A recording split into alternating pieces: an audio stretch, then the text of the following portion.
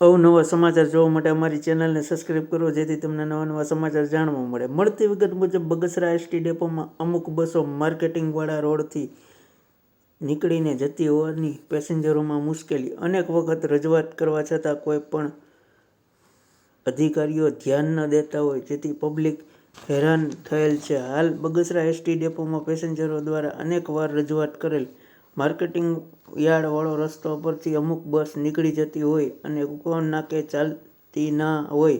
Depot મેનેજરની ઘોર બેદરકારીના લીધે પેસેન્જરોમાં રોષ જોવા મળ્યો છે. ત્યારે અમુક બસ પૂછપરછમાં પણ બોલવામાં આવતી નથી. પૂછપરછમાં જેને કાંઈ ખબર પડતી ન હોય તેવા લોકોને બેસાડીને લોકોને પૂછે છે કે કઈ બસ આ બસની તો મને પણ ખબર નથી અને માઇકમાં પણ બસ બોલવામાં આવતી નથી.